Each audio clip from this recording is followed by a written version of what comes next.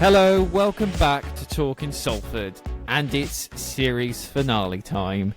It's your hosts, Loughlan, Campbell and Theaker here, recording from our respective homes this time as we bring our fantastic season 2 to a close. Liz, we started making this season last November, but here we are. Crazy, isn't it? Here we are, 2 weeks before Christmas, today actually, and we're rounding this off. What do you make of it all? I think it's been a great series this time round. We've had a lot of different themes. We've really definitely took the opportunity to look at things like International Women's Day and different events like that. So it's been interesting to put a spin on it from season 1. It's been so different. It's been also a bit chaotic in terms of the planning a bit this year.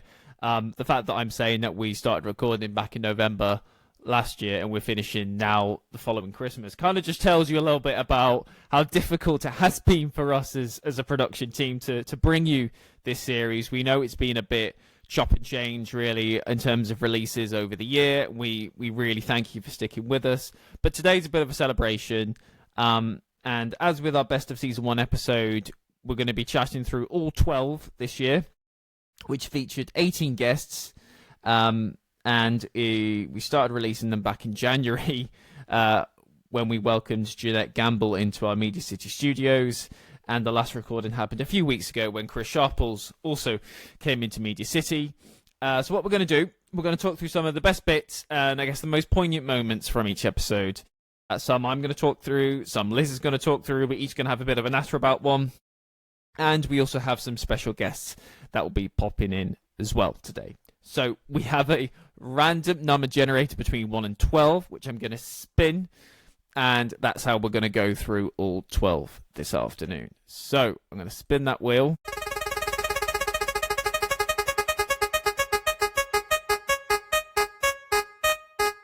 Right, we're going with number 8 to start with, which was Connor. Okay, it's a good one to start with. TV camera operator who came in. His episode was released around summertime. He's done really well, actually, this episode. Really great chat through all about what it takes to be a camera operator. So I believe I picked this clip out, Liz, because this was an episode that you hosted. So we're going to play the clip, and then we'll jump into a bit of a discussion about it. I'm sure you'll know, and the listeners of the podcast will know, that everyone says different ways to get in. Everyone has come into their industry, in their field, through a different route. Everyone's slightly different. You've just got to be confident in your own skill set and be able to talk to people and market yourself in your way. Yeah. And once you're in, you've then got to maintain that. And it does snowball. It's so difficult to say to someone, if you do this, this and this, you'll get a job, because that's just not how the industry works. But you've just got to keep at it. It's that main mentality of don't stop, don't back down. If you want something, you've got to try and do it. The other side of that is that it becomes really mentally exhausting if you don't learn to pace yourself properly, which is an issue for a lot of freelancers. But it's striking a balance. It's really difficult, but you really do reap the rewards for the work that you put in. So that last episode there was with Connor, and that was actually the last ever episode that we shot in Radio Studio A. Really, really fun, really engaging listen, that one. And I guess the only thing I would say further on what that clip says is Connor brought so much energy to this discussion that we had with you. He was swatting up on all previous episodes and guests that we'd had on before. And it was also the last one, actually, that we recorded. God, I'm getting sentimental already here, where we had... it was me and you, Akela and Tom, which was the original production crew. So it does feel bittersweet, I guess, to kind of be reflecting on this one. And in that clip there, Connor kind of talks about something which you don't hear a lot of freelance people talk about, which is an unvarnished look at kind of how difficult it is to kind of break into and what it means in terms of mentally taxing, but also what you kind of have to do to put yourself out there. Zoe kind of gave us a different perspective, which was quite similar though in season 1. But I mean, I remember I was just so fascinated to learn what it took to be a cameraman. How do you become a cameraman? Yeah. And he delivered in that regard, didn't he? Oh, absolutely. I think that episode for me as well was really special. It was the first one I'd hosted with a guest properly. But also I knew Connor from university, so it was quite like easy for us to sit and chat to each other as well, and seeing how he'd come on in his career and what he was doing now being very different to what I do now was really exciting. And he did bring so much energy. He loves Blue Peter, and if you've not seen it, the energy around Blue Peter and the excitement around it was something else. It was such a nice episode to record, and it was very honest. He was very open about his experiences and about it not being easy, and like the big jump into being freelance and being his own boss. It was a really nice episode. I enjoyed that one a lot. It is a really great listen for anyone really that's listening or watching this that is keen to find out a little bit more about that world. I mean, he got to go to some amazing places, Connor. He still does. I think part of it he was talking about, it might have been somewhere in Indonesia where it just so happened that he managed to get the opportunity through contacts. And it's really eye-opening, I think, that one around how having contacts, particularly in that kind of industry, is so pivotal to finding your work and making sure you're busy, but also you get to see some really amazing places as well. Absolutely. He's definitely been travelled. You see it all over his LinkedIn and everything where he is, and you're like, wow, my God. And we're sat in sunny Salford.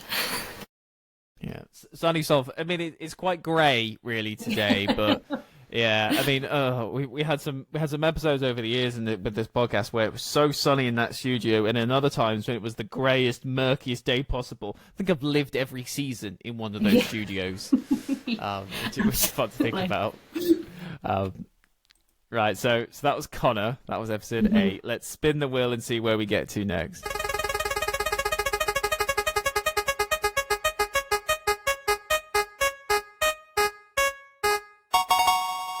Okay, episode 5.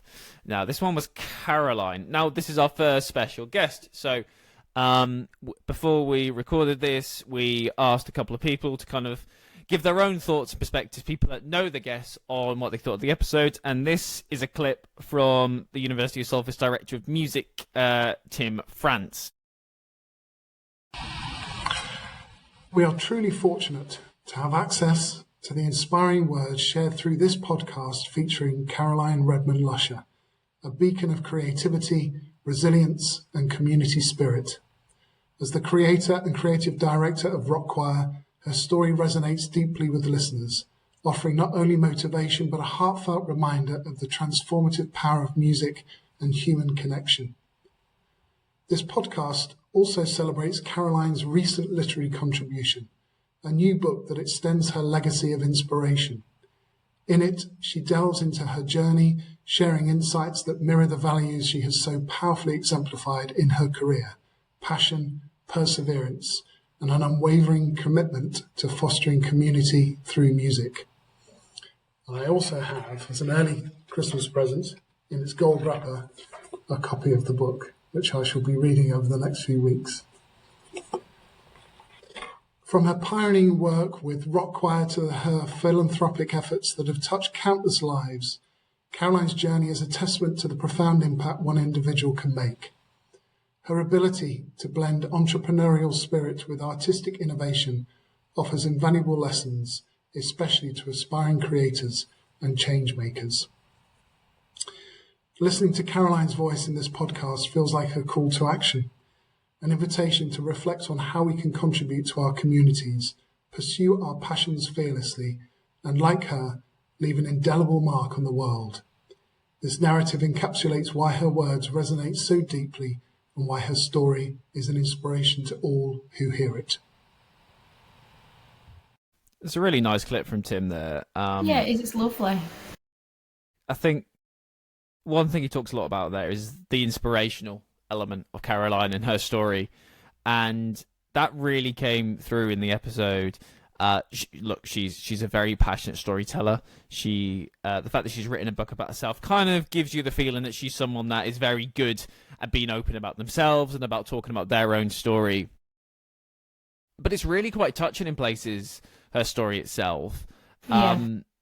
And one thing that I took from it is, I don't know many musicians that work in the industry. I've met a few over the years, but Caroline kind of showed how much grit you need to succeed as a musician, how determined you have to be, from a very young age as well. And like she's so clearly so talented, she's got so much energy, but you have to be absolutely obsessed with making it, I think, to make it as a musician. And I got to see Caroline earlier again this year. She was made an honorary grad at our summer graduation ceremonies over at the Lowry, and she got to tell her story again to a crowd. And both in that telling and in the interview she did with us, I think it just showed how much she loves music and cares about others. And if we had played a clip from it, one clip I would have played would have been the moment where she talks about the impact of Rockies and how Rockies, who are the people that perform in Rock Choir, how much of an impact she has on their lives and how much they see and really respect her. She'll go to see them in hospital. They'll want to see her. They'll be performing one day and then they'll be having potentially surgery the next. And she's met all these amazing people, had so many emotional connections. And I think she's a perfect ambassador for a brand, for Rock Choir, which is all about the power of music, the power of song. And, you know, she was great. One of my favorite interviews to have done. She really kept me on my toes, but she's such a great storyteller at the end of the day. She is, like, she's definitely like the heart and soul of the Rock Choir as well. Like, at graduation when they did the flash mob for her and everything, it was just something else. Like, they all came together to celebrate her and everything that she'd helped within that community, and she was so passionate about it. I think, you know, she really embodies what that community is. And it kind of, when I was listening to it in the studio, I was like, maybe I'll join Rock Choir, because she really sold it to me as a big, like, community, as something to, you know, really enjoy being part of, whether you can sing, whether you have rhythm or not. Like, it's something just to go meet new people and have a safe space to enjoy yourself and enjoy music. And I don't know if there's many places like that really anymore, so it's nice that she really pushes that and wants that message to stay strong. Yeah, so that was Caroline. That was episode 5, if you want to look back. Lovely discussion there that was released early on this spring. So let's spin the wheel for our next episode to talk through. Can you hear that, by the way? Or is it only in my head? Yeah. I think it's only in your head. I can't hear anything. Okay. It makes quite a funny noise. Okay. Episode 4, International Women's Day, which is another one that I'm going to talk through. It's another one that you hosted, but I'm going to play this clip now, which is with the lovely Meg, who was our special guest for this episode. One thing that I love about Salford, sort of linking back to what we were saying before, is walking on campus, and there's so many different people that have travelled from different countries to be here, people that you know from different backgrounds, and I just love that people from all over are coming together and making, like, Salford their community and making an impact here. So I think that's why it's important, because through giving a space for everyone, like, who knows what we can create. And I think through joining, like, different forces, like different people, I think that's when the best creations happen. And in terms of, like, how we can do that, I think I always go back to, because I can get overwhelmed, sort of put the weight on my shoulders, but I sort of bring it back down to be like, what can I do? And sort of, I think there's a saying, like, be the change you want to see in the world. So, like, through my actions, what can I do to create a world where people feel included? So that was Meg talking to yourself there in episode 4, which was released for International Women's Day. And there are so many stories about this episode that I feel like we need to bring people up to speed on, because you could even hear it in that clip we played there. You can hear the music playing in the background, people, if you hadn't worked that out. This was a really ambitious idea we had to shoot it in the student bar and atmosphere, but in reality, Liz, wasn't it? It was 3 hours of bedlam. Yeah, it was chaos. But behind the scenes, you had people running around a bit like headless chickens, because We had a certain time for this to shoot it. We were really wanting to really have a great kind of backdrop for something like this. Wanted to kind of take recordings out of the studio. That was kind of one of the key themes for this year that we really wanted to do.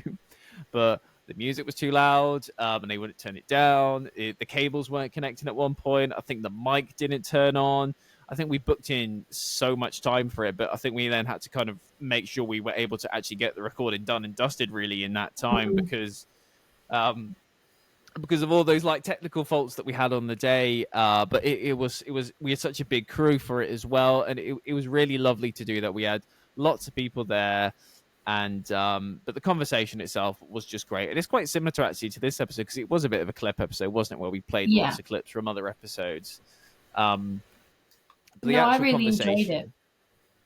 I think it was like it was a different episode. It was the first time we decided to go with a theme rather than a guest, and mix it up a little bit. But it was also like, especially doing it in a different atmosphere. Meg's part of the comms team at the university, so having someone else from the team to sit and talk to and get her perspective on it from a student experience point of view as well, because we do have a student audience with this, and it's about like your careers and everything, but the general like things we were talking about, like the community of Salford and having like powerful women as role models, they were all really like interesting themes that me and Meg got to sit down and discuss together and like talk about our ideas. And despite the stress and the chaos around it and having to run up to Shock Radio for like borrowing their cables and whatever, the actual recording was really lovely, and it just felt very easy to do actually when we were sat there talking. I don't know how you felt behind the scenes, but for me sat there, it was quite easy chatting to Meg. The conversation was lovely. It was an intelligent, really timeless conversation, I think, just about the two of you who were so passionate about women and supporting women. And the clip itself, the clip that I picked there, is all about the opportunities that Salford provides in this aspect, in terms of and the community that you join when you come and work or study here at Salford. And it really kind of hammered home the message around how University of Salford is. It's all about supporting others. It's about whether you're staff, student, alumni, guest, visitor to the campus, you're part of it once you're there. And it was a message from Meg there that is all about support and empowerment. And I just really loved just re-listening to that bit and kind of mulling over just how much it rings true, I think, for us as university. Mm-hmm. Definitely, I agree. So that was episode 4. Let's spin the wheel and see where we get to. I'm going to have to put a sound effect in here. So people that are listening now, the sound effect is being added. Yeah. Okay, episode... Yeah, I know, it's all in my head. Right, episode 10. Okay, this was episode 10. That Andy. is with the lovely Andy. So this is a clip that you picked out. So we'll play that and then we'll jump into the conversation. So this is Andy Reynolds, CEO of Ryder Levitt Bucknall. For me, I chose Salford actually because it was a very technically focused degree in the built environment at that time. I'd done my research and it was very much about construction technology, how we do actually build buildings, and that really played to my passion, if you like. Yeah. So the learning experience was really rich, but then the social experience as well. It was about I would say, the interconnectivity of people, as opposed to just the people that you met. It's the people who knew people and who knew other people, and how that just sort of was like a spider's web of contacts that you sort of just created, and the experiences that gave over. It was a very rich environment in terms of extracurricular things that went on. I think back in that time, it sounds a bit daft now when we talk about it in modern terms, but the cinema club that we used to go to, the student union, all of those sort of things that created the culture of university were actually a really important part of it as well, the way that I embraced it, if you like. So I kind of went with that one because I was watching the Andy episode as a viewer very much, and for me that stood out to me because Salford is very much a community campus. For me, going from being a student at Salford and experiencing all those things of societies, but then also having a really like rich learning environment as well, where you meet loads of people, get like the best facilities you can, and then also having a brilliant social aspect as well. Everything's very tight knit, very close together, to the point where I'm still here 2 years later. But like, you know, it's like, I can't describe it. There's always like a home on campus. You know, I feel very comfortable and at ease. Like, I've lived on the campus. I'm still like close friends with a lot of people I went to university. They're like my best friends. And I just thought Andy's clip really like captured that, of what, it's not just the high quality learning and the classroom and the lecturers, but we also have a great community spirit for making people feel welcome. And I just loved it. It really stood out to me when I watched it. I was like, oh, I know exactly how you feel there. And it was nice. I enjoyed it. Yeah, the interview with Andy was a really eye-opening one for me, because first of all, that's him speaking from his office in the Shard. It was kind of gutted that we couldn't do it in person, but he was really keen to do it from the office in the Shard and kind of had that wish fulfillment aspect of it, because his actual story is just really quite amazing, of someone who was effectively a labourer throughout his teenage years into his early 20s, and then came to university, and now he's the CEO of a massive company which advises other businesses on how to make their businesses and their buildings more environmentally sustainable. So really illuminating, really, to kind of hear from him on how much he, as you say, he bought into the Salford community, whether in terms of the enterpriseship that he talked about there, the overall message of what it is to be a Salford student and be a part of what it is. I mean, we're talking very similar here about what we just talked about in the last episode. And yeah, one thing I love from Andy was just he kind of showed how relentless you have to be to get to the level that he's got to. But he also really showed how much he cares about Salford, about what the university means to him. He actually recently won an Alumni Achievement Award from the university. And I think that in itself kind of speaks about just what a really great guy he is, with a perspective that he showed on this podcast, which you don't really hear a lot from, if I'm honest, in terms of what can CEOs do to kind of really give back, but also how do they tackle the myth of CEO itself, and what do they do for fun? What do they do to kind of ensure that they're approachable and accountable to everyone, really? And it's a great listen, because it's really insightful and eye-opening exploration of what it is to kind of be a person at Andy's level, and what was the fire in his belly that got him to that point. So no, I agree with you completely. So we're going to move swiftly on then, because we've got 12 episodes to get through. And we're going to be here all day if we give loads of time to each one. So I'm going to spin the wheel again and see where we land. Ooh, we're on episode 12, which was our most recent one with Chris Sharples. And this was yours, wasn't it, Liz? Yeah. Okay, so let's hear from Chris, and then Liz will dive into it. Yeah, I mean, listen, if you have setbacks, it's all about how you sort of respond to those setbacks. So I got a few in my early career, probably a bit naive in approaching certain organisations and going, "Hi, I'm a commentator. I've been on the scene for 5 minutes. You know, have you got any jobs?" Looking back is a bit cringe, but when people come back and they do actually give you specific feedback, it's always good. I find it good to sort of, right, okay, that's what you think, so I'll go away, improve it, and I'll come back stronger and better on it. So, there was one company that really sort of took me to town, actually, in terms of my style, and I was like, right, okay, I need to, go away. I'll prove you wrong. And, you know, we've gone on and got other things after that negative, I'd say positive feedback, actually, to then go off and do other things. So, yeah, it kind of, you take it on the chin, work on it, and then, you know, go and prove people wrong. So I think when I was watching this one back, I was kind of thinking like, Chris is someone that's like gone through the industry. He's a sports commentator. He's worked himself through and does all sorts of different like sports now and travels around.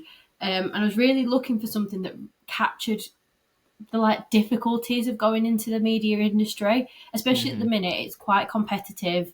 for jobs and opportunities. And we do have a big like media like appeal at Salford where students want to come and study at Media City. So I wanted something quite honest.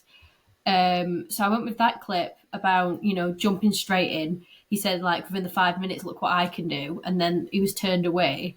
But it was more down to, like, how you adapt and grow with the industry and change. He spoke a bit before that clip about finding his voice and making himself, have that unique commentator voice. And I just thought, like, all those things, it's about growth. It's about being the best you and, like, the drive behind it. Because you've got to have passion for it. And he's definitely a passionate person for what he does. And he loves the industry and he loves being a sports commentator. So I really wanted to, like, get a message across to people that are almost looking at going that way, that you might not get it the first try, but try, take the advice. I thought it was really, really, like, a good insight into how to get where you want to be.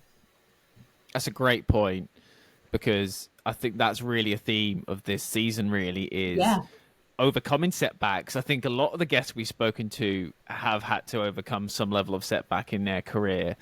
And it's something we all go through. And Chris is a great example of that. He's someone who he graduated in a different time. It was a while ago. It was in the late noughties when he left Salford. But he's got into this industry which has changed in leaps and bounds, but he's really built a really successful career for himself doing something which he said it in the episode that he was so passionate about this from the off, that this is what he wanted to do. This is what he absolutely loved, the idea of work. And I found him really inspiring. I think this particular career, this profession, it's something which was great to get his perspective on, because I feel like a lot of people wouldn't know how to become a football commentator.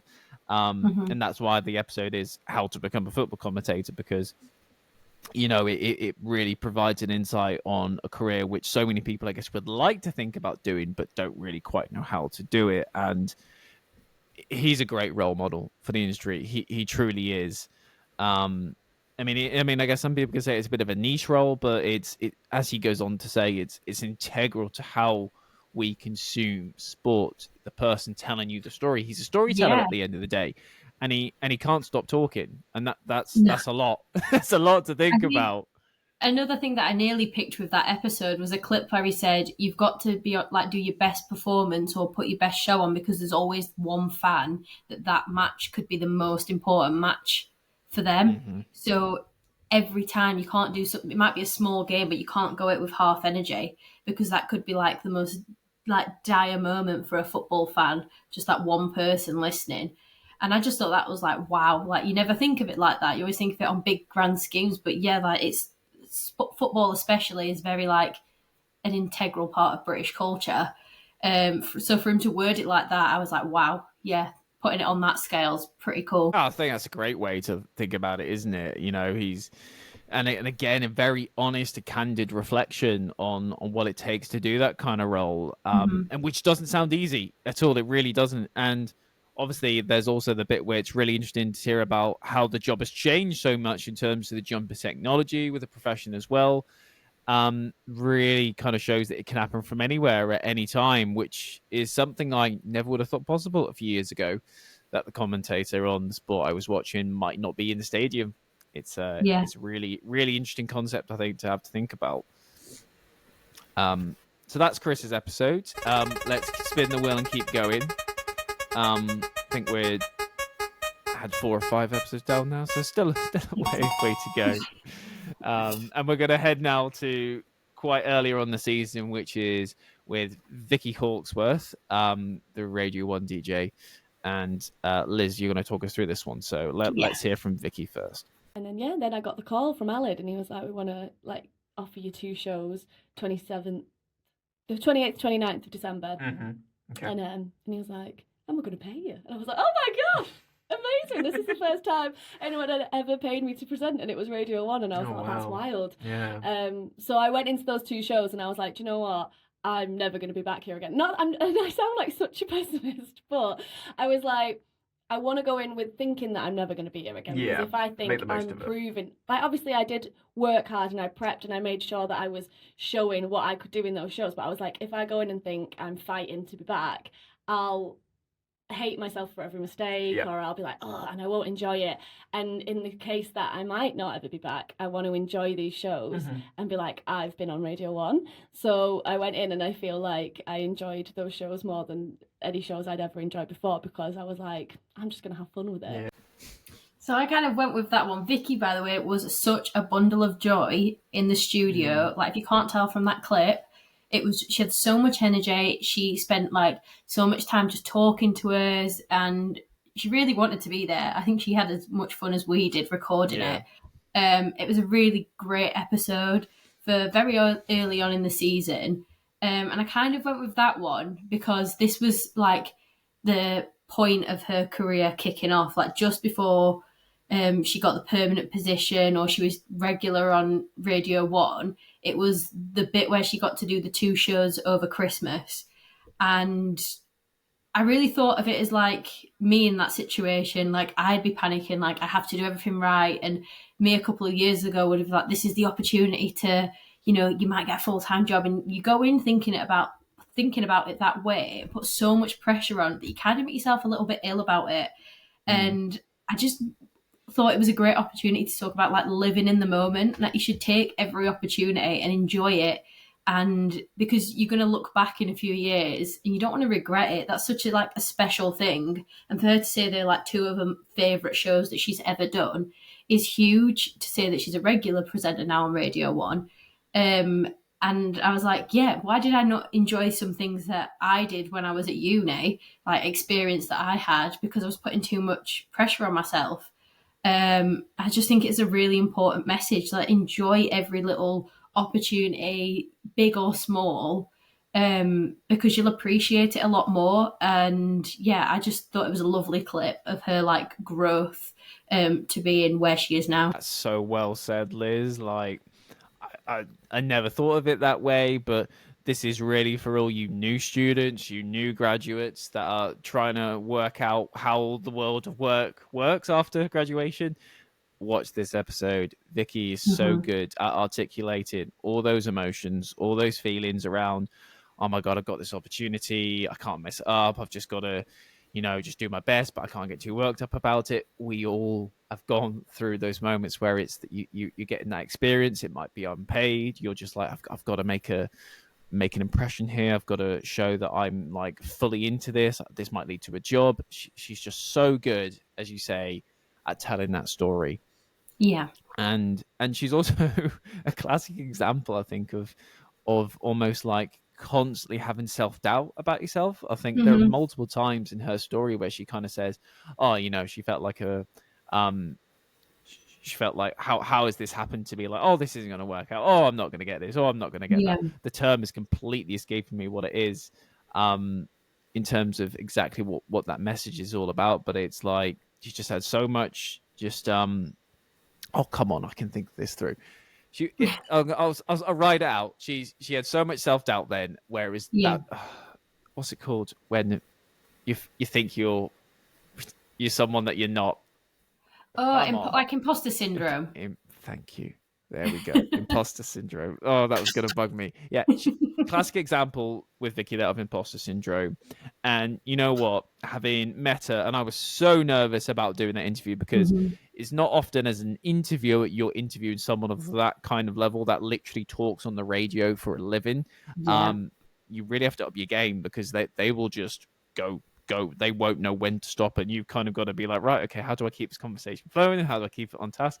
But I never looked more forward also to doing the interview that I had with Vicky. She was someone that right from when I arrived at the uni, I knew about Vicky. I knew she was one of the more recent big alumni success stories that we had.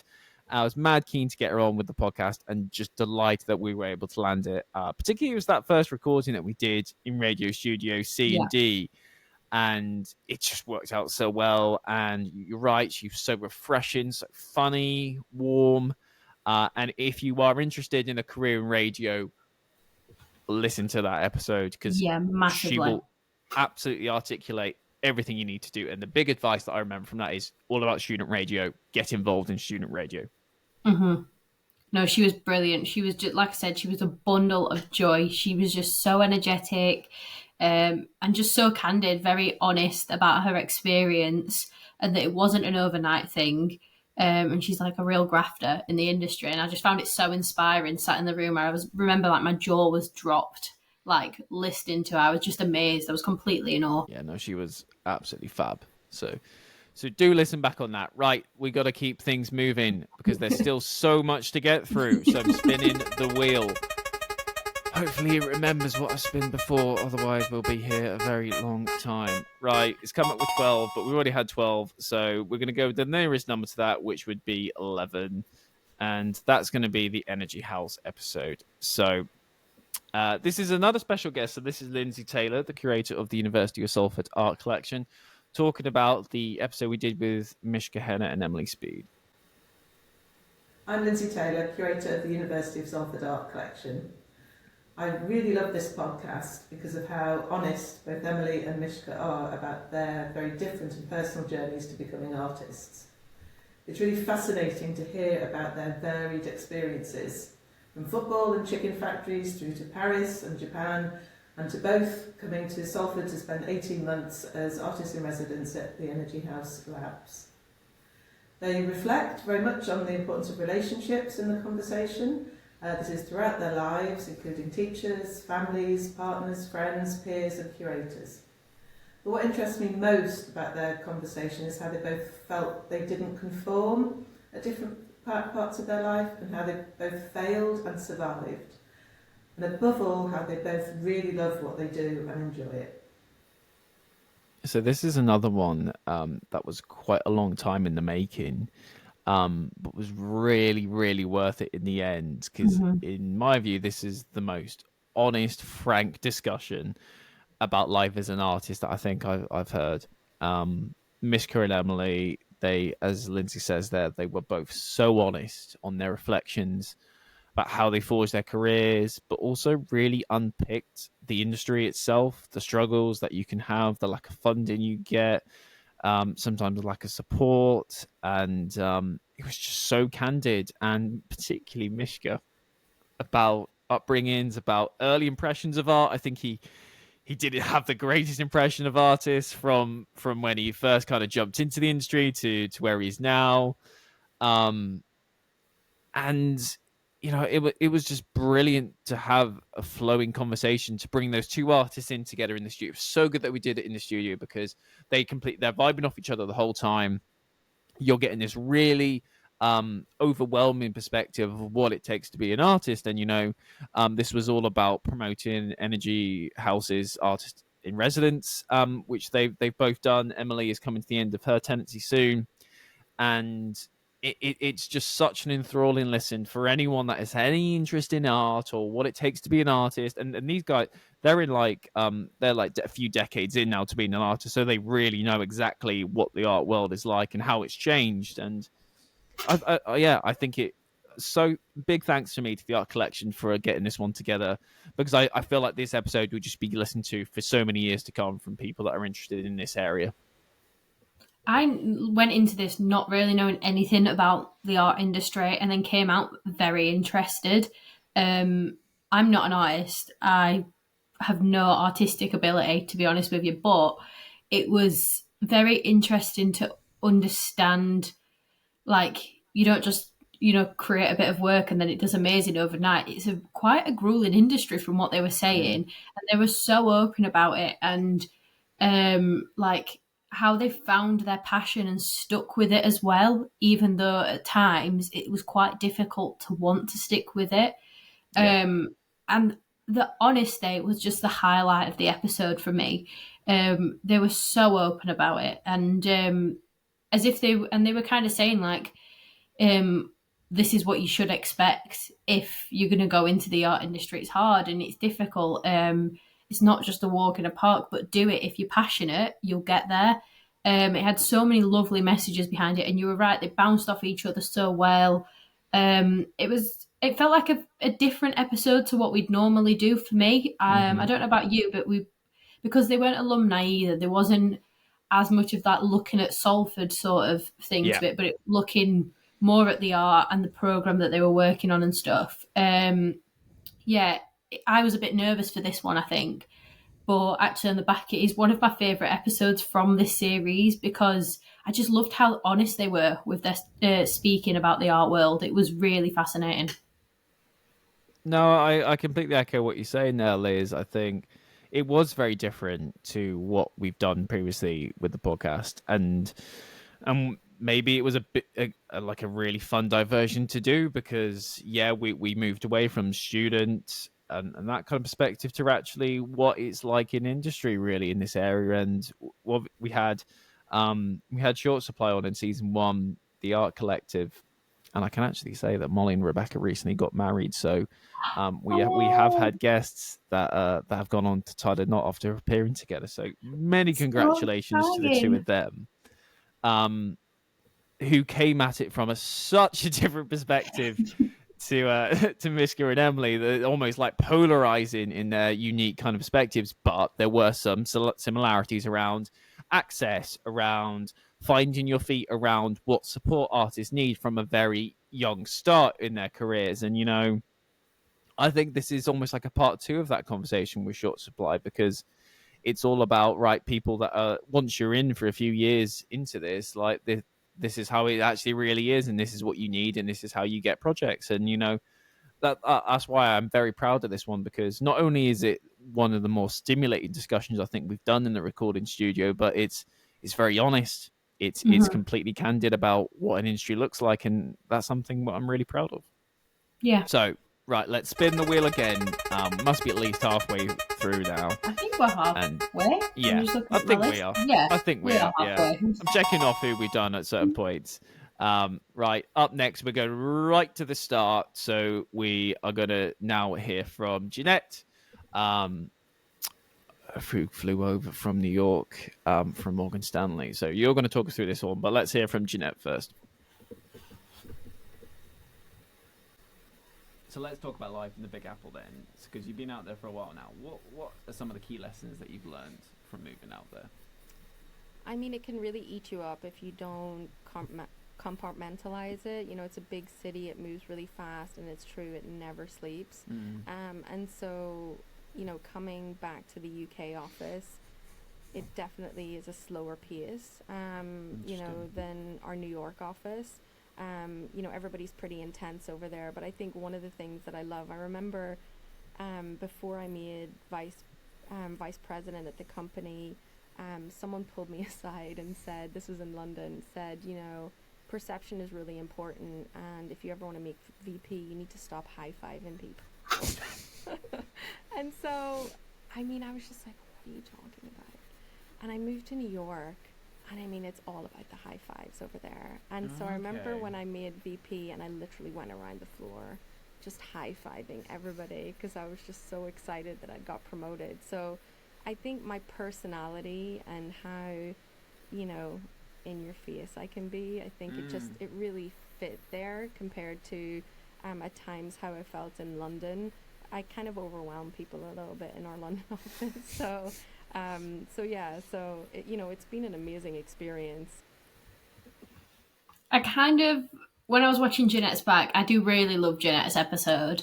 Again, she was a very bubbly character that we had on, but also had so much insight. And a theme for me that I found throughout, and I could have pulled a few clips on this, was staying true to yourself. And I think she's very much a person that does that. So the high fives was a big one where I was like, that's the clip. Because she carried on high-fiving people, London office, New York office, and she still made VP no matter what anyone said. She stuck to her guns and, worked hard and got there no matter what, and never lost herself in that journey. And I thought that was just amazing. I also found it funny how she was talking about the differences between London and New York and working in the different cities. But yeah, that was what stood out to me constantly throughout her episode. This stay true to yourself, work hard, do it for you kind of attitude, and I enjoyed that. I thought it was really like a really positive message to kick off season 2. Oh, I can't say enough how much I really enjoyed making this episode. We had it was another one where the behind the scenes was a bit chaotic. We'd been planning this one for months. Jeanette was flying in from New York to collect her Alumni Achievement Award, and we were negotiating for weeks around like how are we going to fit this into a time frame, because she was on the other campus for most of her time. We managed to get her over to Media City.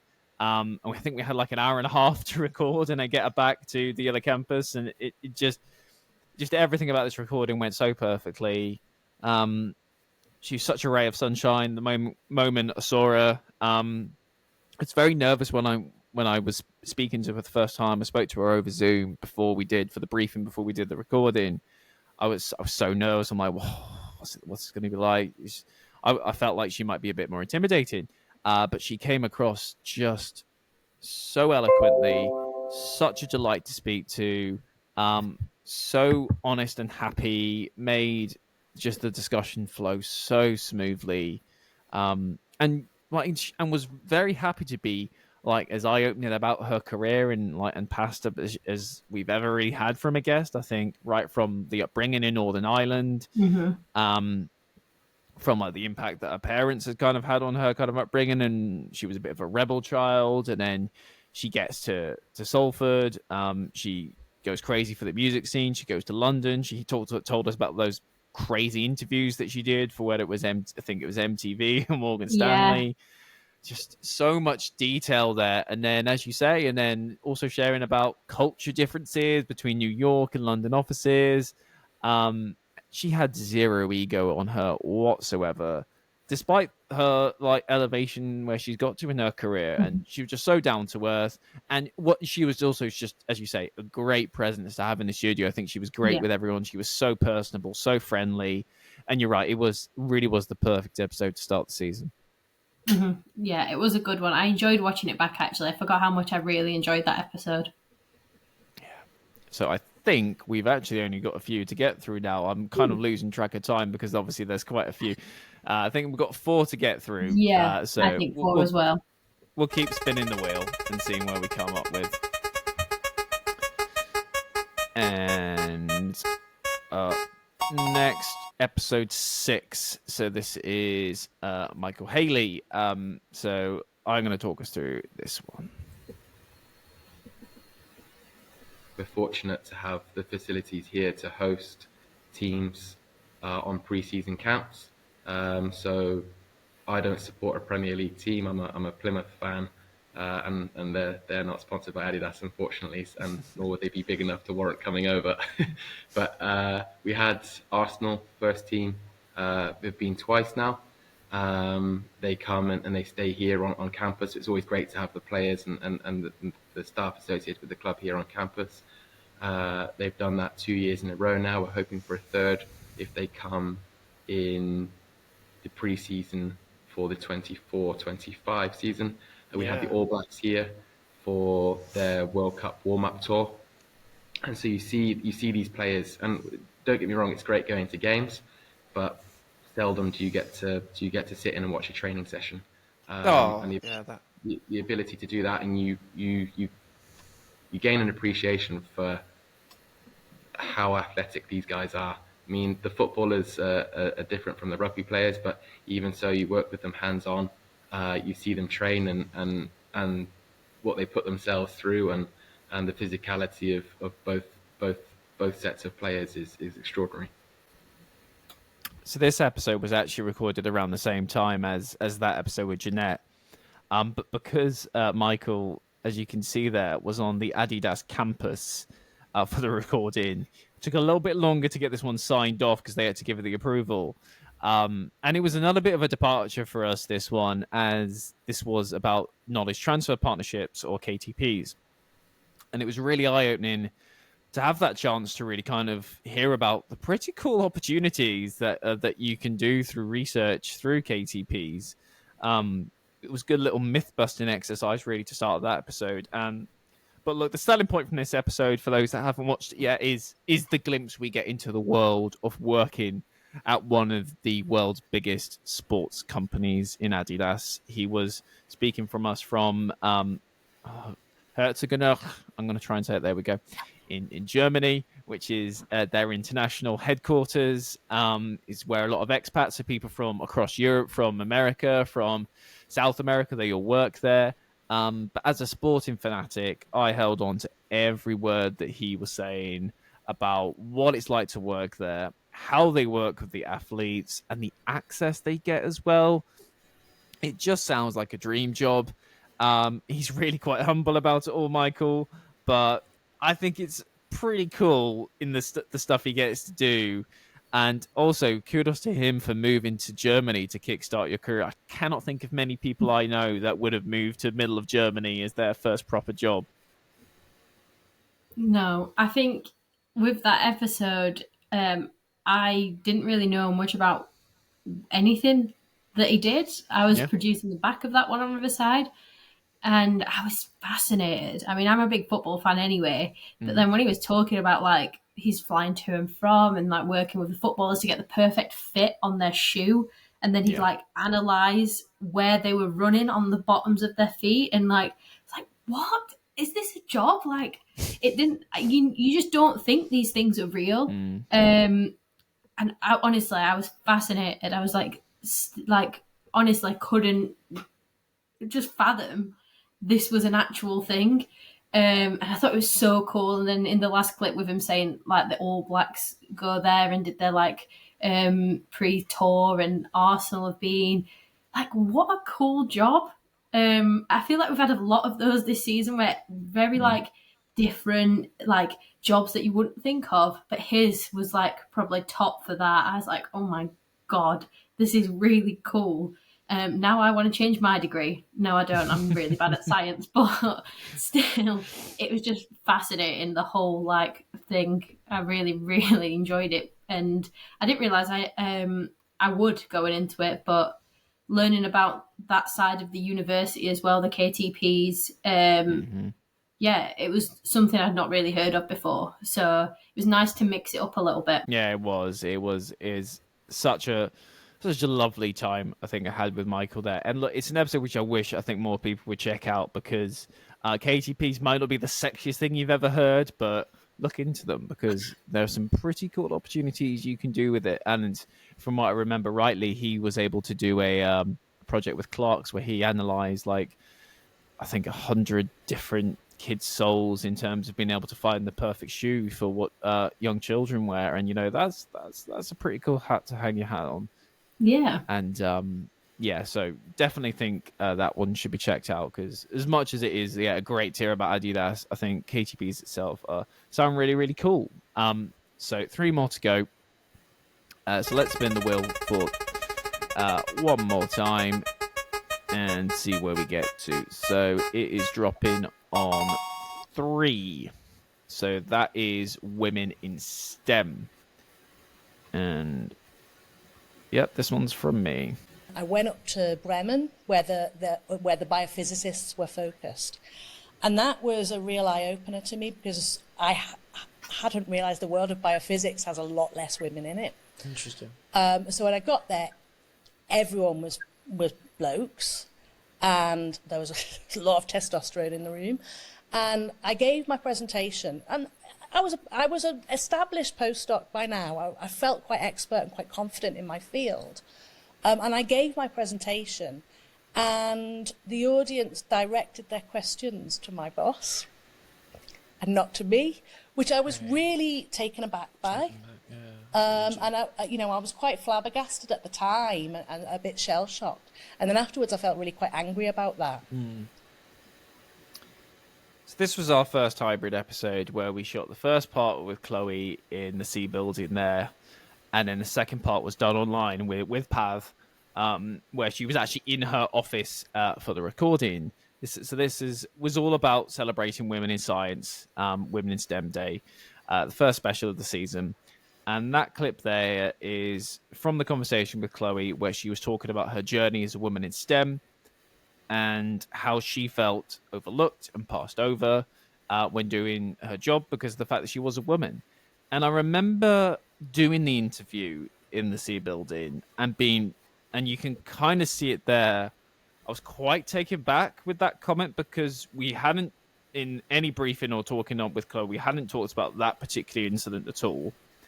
And we were talking about Women in STEM Day with her and how we've made leaps and bounds in recent years to address gender equity, encourage more women and girls to get into the fields of science. But here was just an example of quite misogynistic behavior at the very top of the biology field.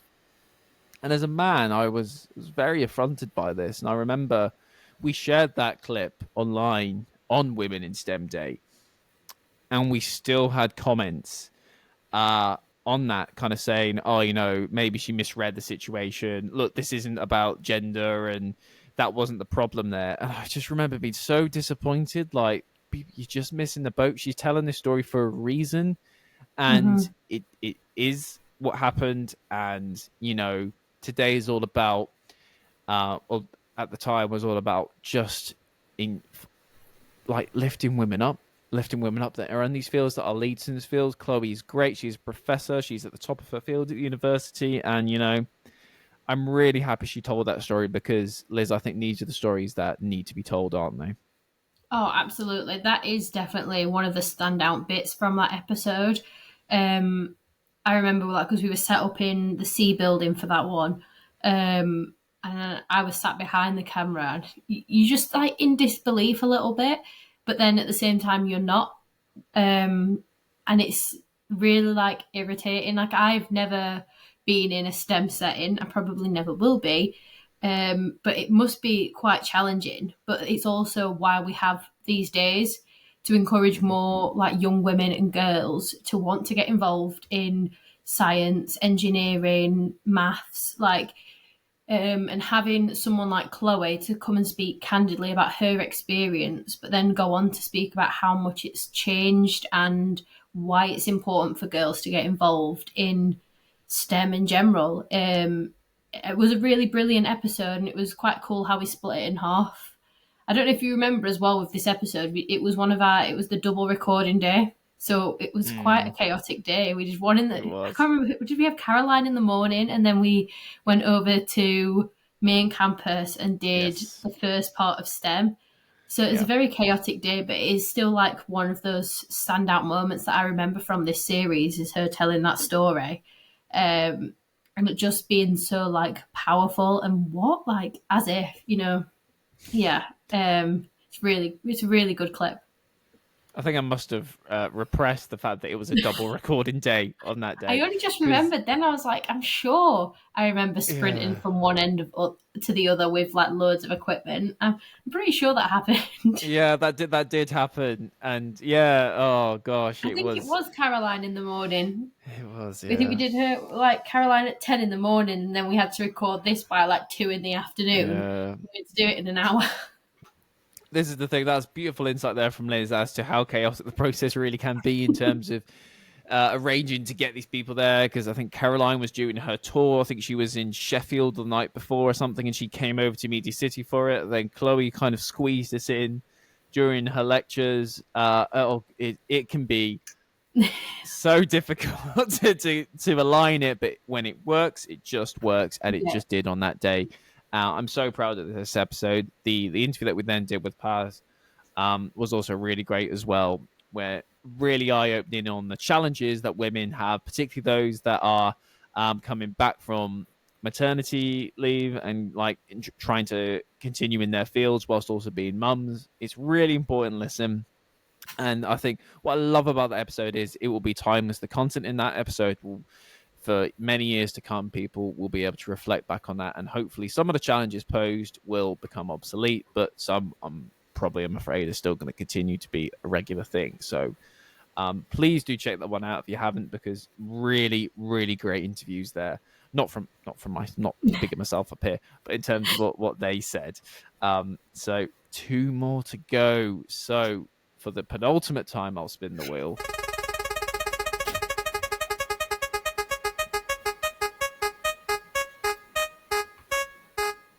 Okay, and we are on episode 9 now with Mark Everson, our Hollywood film editor. So, Liz, you're going to talk us through this one.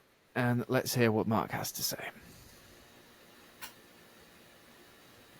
I think with anything in this industry, I think just doing your best and being so enthusiasm and energy and positivity is just something you're going to need. And I think that's whatever you're in. Nobody wants to be around an energy drainer or somebody who can't be bothered.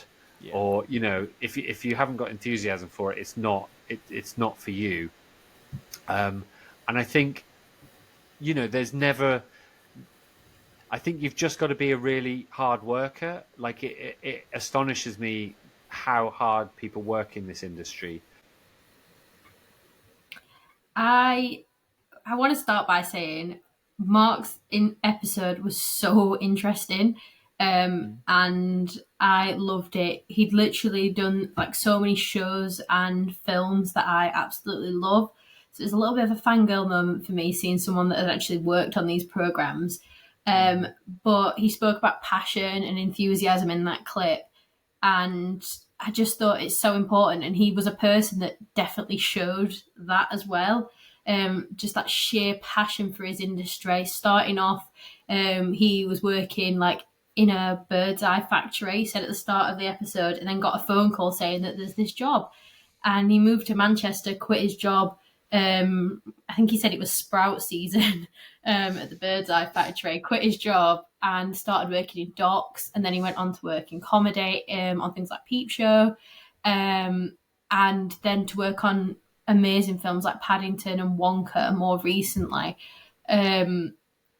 He is someone that started as like at the bottom of the industry, from a very small town. Like he's come just outside of Norwich, and worked his way up, and knew what he wanted to do, knew where he wanted to be, loved TV, loved the whole thing, and has got himself there for his passion. And he definitely conveys the passion in his interview, 100%. He just has so much to say about different anecdotes about, you know, things he's done and people he's worked with and the funny behind the scenes that you've probably never heard before. I just thought he was a great character for that episode. And yeah, he was brilliant. He was so much fun. Oh, no. Mark was great. It was the most persistent thing I think we've ever had to be to get this recording done. He's a very busy guy. He was involved in the editing of Paddington in Peru, actually, whilst we were trying to negotiate this recording. And so he kept having to rearrange last minute because he was looking for childcare to kind of do it so he could rush into the editing suite. It was so worth it, though. He's brilliant at illustrating what it means to be a film editor, which I didn't really know a lot about. I don't think many people do. He just gave the most amazing perspective on what it's like to do, how draining it can be, but just how involved you are as an editor. You're kind of very much one of the top people in the production process. He also showed like some amazing memories of what Salford was like during the 90s. There's some really intriguing insight on Peter Kay as well and his early career. And he showed that, and he kind of showed this in the interview, you just need so much charisma to do this, to be an editor. You got to know what performance is all about. You got to know what works. You got to know what tweaks you've got to make. And you break that scene down as much as the director does. So it really completely uncovers, I think, the mysteries of editing. It just again, I'm saying this, but it makes it an essential listen for anyone that's ever wanted to work in editing. Mm-hmm. This is such a great insight, particularly those that like animation as well, or live action films, in terms of just how just time consuming the process can be, but also the kind of person you need to be to do this. Yeah, and we have such a big film courses at the uni as well. There's so many students. It's like a hot spot for people to come and learn about film. But yeah, he is definitely a spokesperson, and he was one of those people as well that really wanted to help people and get people where they wanted to be in the industry. he was that person that was like, whatever I can do, let me know. He was really, really keen to get students into what is now a very like big, high, like popular, high demand industry. Yeah. Yep. No, it's such a great insight from Mark there. So, last but not least, we're going to talk through the grad episode. So, my baby, my favorite one. Yeah, this was Liz's big hosting job with four of the guests that we did for summer graduation, one of our most successful episodes. And to talk, we're not going to have a clip from it, but we're going to have a student, actually, a current student, who's going to give their perspective on what it was like to watch this episode. So, this comes from Jess Blissett here. Hi, my name's Jess and I'm currently a master's student at the University of Salford doing journalism. One of the things I found really interesting is that the fact that they spoke about how a lot of the careers that they were now in were not things they necessarily wanted to be in or kind of thought about when they were 18, kind of going into their degrees, because I think that's something I very much relate to. My undergraduate was in English literature and I wanted to be an author. I never even really considered journalism or even communications, and I think that's something that I really am leaning towards now. I think it just shows that university offers so much and so much accessibility is available there for you to really kind of figure out what you want. But I think it's really interesting that so many people said that they didn't even know the job titles that they're in now when they were younger, because it just shows that there's so much more than we ever think when we're 18. And even when we're 22 or when we're 30, there's still so much available. So I guess I found that really reassuring to watch. And it's given me a lot of hope for the next time I graduate, which hopefully will be in December 2025. So the one thing I want to reflect on that one is just how true it was where she says there that when you're at uni, you don't think about the job titles of the job you're going to do, and you don't even know if they exist, but you end up in those jobs anyway. Mm-hmm. And I think that just sums up, because it was, just to give a bit of context, so this was the interview of the episode was with four people that had graduated a year ago, all in work. I think Anna Maria was a master's student. She's actually recently just graduated, but she's been doing freelance work while she was doing her master's studies. And it was what Jess is kind of talking about there is how when you're reflecting on your successes since graduating, those 12 months after graduation are massive in terms of you've no idea where you're going to end up, but you'll end up doing something. But as a student, you will not be thinking about where you're going to end up at the time. And, I think you did such a great job at getting that out of them, about giving each of them a chance to really flourish and tell their story. And they also got to know each other as well on that call. None of them knew each other at all. And I think it was really great to see some kind of camaraderie kind of build into it as we went through it. It's one of my favorite things we've ever done. It was such a great idea that you had for it, because there's nothing more big, I think, in a student's life as to get in that graduation moment. And I think it's a great companion episode for people that are going through that at any time, whether they're undergrads, masters, and great as well for nostalgia to reflect on as well.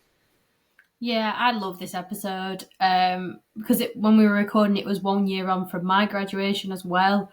I didn't really mention it when we recorded it, but Neve is one of my best friends, but we didn't say anything because we're weird like that. But anyway, I loved it. It was so nice to reflect and see where people from other schools are as well, because I think you get very wrapped up in your own school, your own course, so you only really see what your friends are doing. But it was interesting to hear like how people in the health school find out what their careers are going to be, and I just found it was fascinating. It was really like a wholesome episode, and I just love it. I thought it was so nice to sit down and chat to people. And Jess was right in that clip. You don't really know what your job roles are. Like, I didn't know what communications was before I started university, and now that's what I do. So yeah, she really like wrapped it up there that also you can change your career and find new pathways. And yeah, that episode holds a very special place in my heart. I loved it. I really enjoyed putting it together and finding the people, as stressful as it was at times. But it was such a lovely episode in the end. Yeah, more behind the scenes talk. logistically, this was a nightmare to organise. Obviously, as Liz says, we have 4 different schools here at university, but trying to find one graduate from each school proved quite time-consuming over the few weeks it had just pull this one together. And in fact, I don't think we landed Hannah from SBS until within a few hours before we were due to start recording. Because we were going to run with only 3, and then she came through at the last minute. I was like, yes, oh my god, we can do it. And then we couldn't get hold of someone at one point, and we were it was stressful because 4 people's the most people we've had. And we thought it was stressful with 2, but no, I decided to outdo myself. And but it turned out really well. Like, we wanted to do something for graduation anyway, but it was finding the right way to do something for graduation. And I think that was a great one that you could possibly repeat again or do in a different way. Yeah. Like, it's definitely a reflective episode rather than a like one of our normal sit down, have a guest chats. Absolutely. Great to have so many, I guess, like freshly graduated students on there as well. They give very different perspectives to some others in the season, as we said. The people that have been like in their industry for decades love having that contrast as we've gone through. And look, it also had such a big response. It's our best performing episode of the season, and as I said, I think it's because we were able to capture something at the right time. It was summer graduation that week when it was released, and everyone was feeling very nostalgic and very excited about that week. So yeah, definitely one of our big successes, not just of the season, but I think of the podcast in general. So, and with that, we're going to bring season 2 of Talking Salford to a close. So, bit hard really to go through this, but look, it's been a real honor for me personally to bring you this season. The truth of it, as we've kind of touched on, is it's been harder than ever to make these episodes a reality. That might be quite weird for people to hear, but actually making any episode on this podcast causes a lot of grief.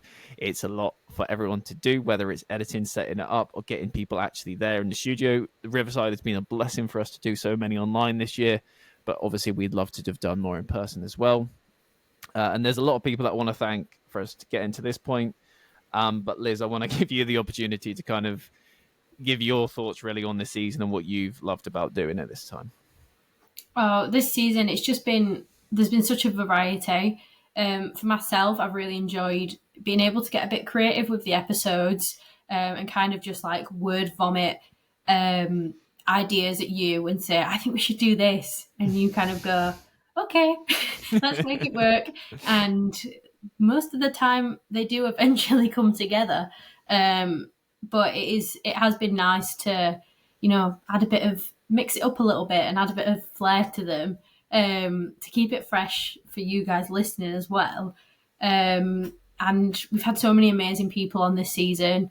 I've really enjoyed having the opportunity to host a little bit as well. I hope that everyone else has enjoyed me hosting, even though I do ramble. But yeah, it's been so lovely. And thank you, Loughlan, for letting my word vomit ideas come to life a little bit. It's been a pleasure. They were all great ideas, Liz. And I think a lot of them did come to fruition over the 14 months since we started production on this. So yeah, no, like I'll say more in a sec, because there's a lot of people I have to thank that were able to tell, allowed us to tell these 12 amazing stories. So I'm going to start with thanking all those people.